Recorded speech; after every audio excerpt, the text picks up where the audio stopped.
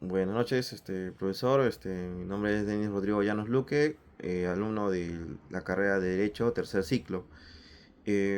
Voy a realizar la entrevista. Acá, muchas gracias por concederme la entrevista. ¿Podría decirme su nombre completo, su edad, su sexo y su nivel educativo? Ya. Buenas noches.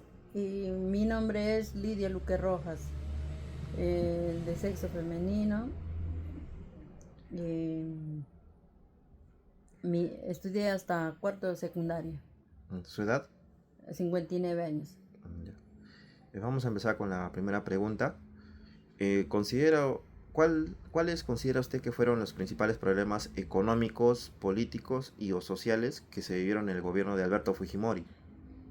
Bueno, para ese entonces, yo recuerdo que cuando Fujimori llegó al gobierno, el Perú está pasando por una situación muy complicada. Había una crisis económica cuando salió Alan García y todos los precios subían todos los días. Muchas familias apenas podían comprar alimentos, ¿no? Además, el Sendero Luminoso también y el MRTA eh, generaba mucho miedo porque eran frecuentes los atentados. Se veía en todo, en la sierra, en Lima, en todos sitios. Y la violencia. Con el paso de los años, aunque la economía mejoró, ¿no? Comenzaron a verse problemas políticos, como la concentración del poder, o sea, el autogolpe de 1900, ay, no me acuerdo qué fecha era en el 92, ya, y varios casos de corrupción que hicieron que muchas personas perdieran la confianza en el gobierno. Ya, la pregunta 2. ¿Qué medidas se implementaron para poder combatir la inflación durante el gobierno de Fujimori? Ya, y a su vez, ¿estas medidas fueron o no fueron efectivas? Bueno, recuerdo que en el gobierno aplicó un ajuste económico conocido como el Fujishoku. De un momento a otro aumentaron los precios de los productos, los servicios, los combustibles. Para muchas familias fue muy difícil porque el dinero ya no alcanzaba, ¿no? Sin embargo, con el tiempo esas medidas lograron controlar la inflación.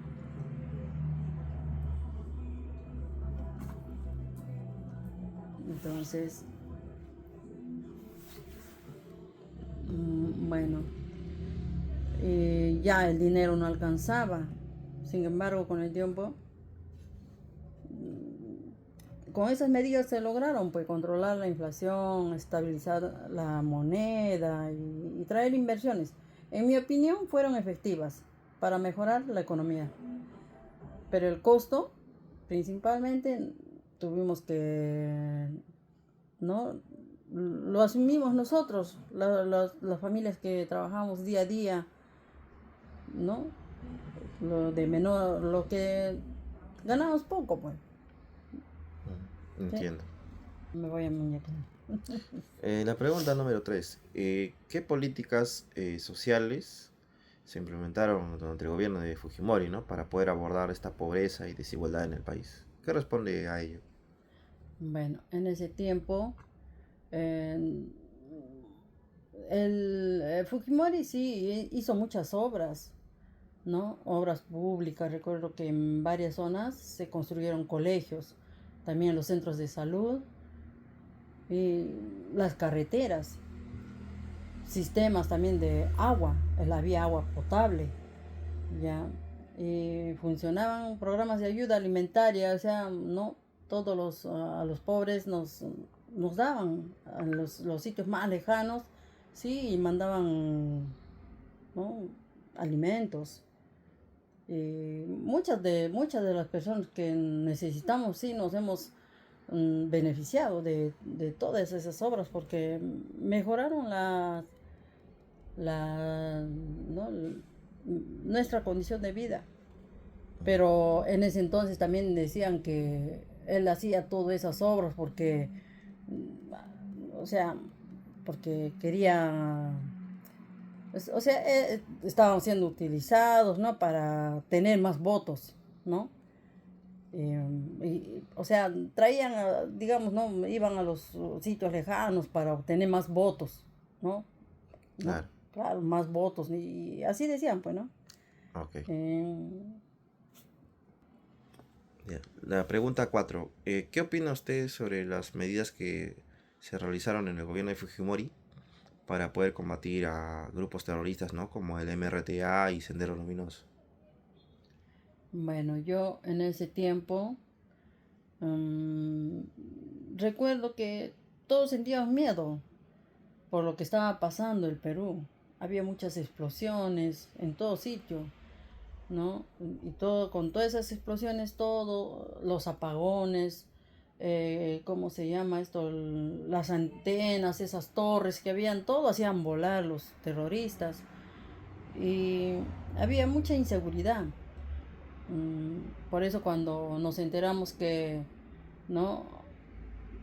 Que habían capturado a Abimael, entonces toda la gente estaba contenta, no, o sea, todos estaban bien, ¿no? Que estaba bien lo que había hecho, ya, y era pues ya el final de Sendero Luminoso.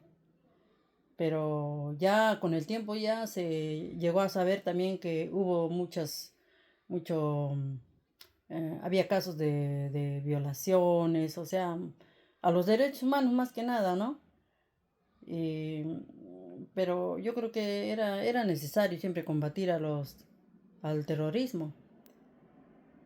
Pero bueno, bueno, muchas personas fueron inocentes, fueron perjudicadas, Mm, ¿no? Y ya, eso fue todo lo que pasó ahí, ¿no? Y sí, mm, sí estaba bien.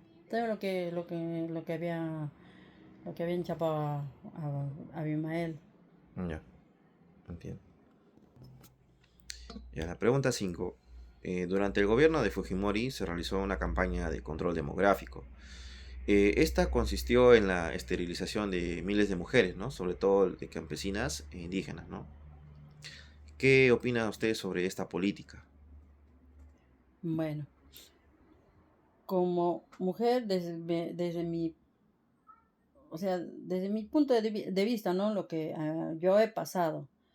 Eh, y- Cuando a mí me dieron a escoger en el hospital, me dijeron, ¿no? Que yo ya tenía, o sea, ya tenía varios hijos, entonces me dijeron que, ¿no? Que si para ya no tener más bebés, me dijeron que si me podía hacer o sea, la esterilización. Bueno, yo dije que sí, porque ya no quería tener, ¿no? Y, o sea, fue con mi consentimiento, ya, pero en ese entonces, quizás en los sitios lejanos, digamos, ¿no? En sitios lejanos que no les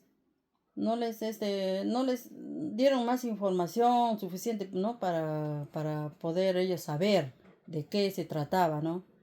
Y bueno, eso fue como una vulneración a sus derechos y dejó, bueno, secuelas muy dolorosas para muchas familias. Entonces pienso, ¿no? Yo que la planificación familiar es importante, sí,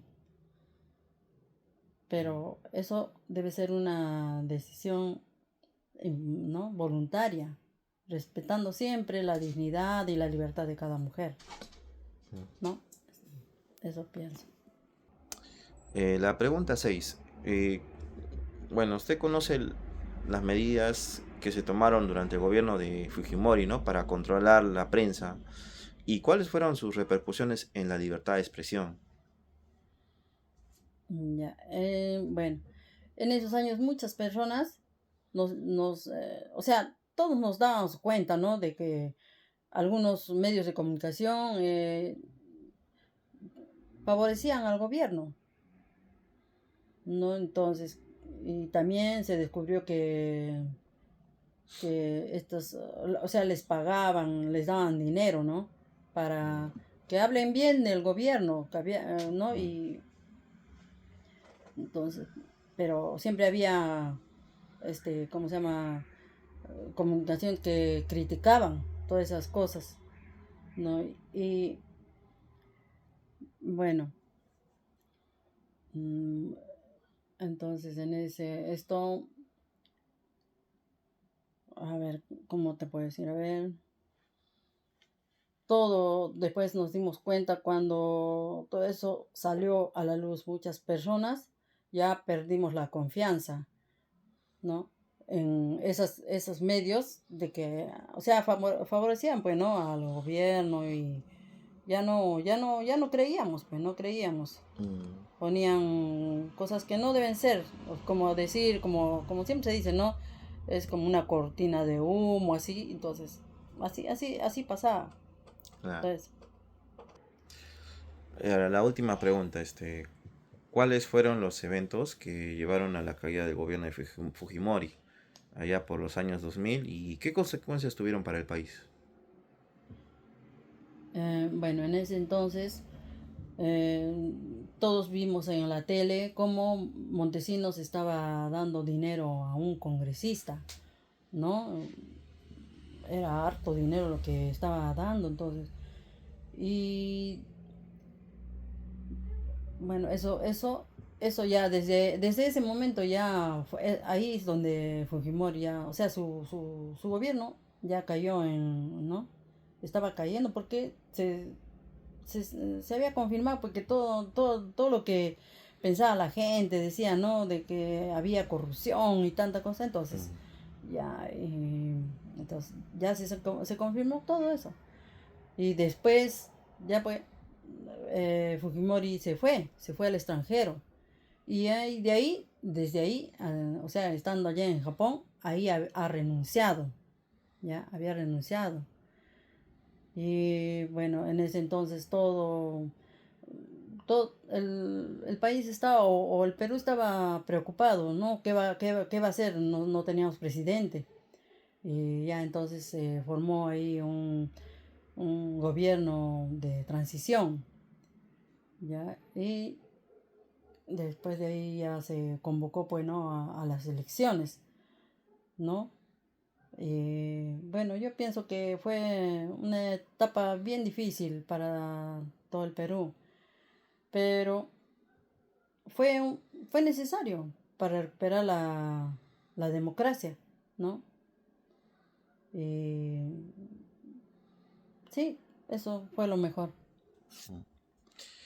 Ya, eso sería todo en lo que concierne a la entrevista. Muchas gracias por su tiempo. De igual manera, muchas gracias, profesor. Permiso.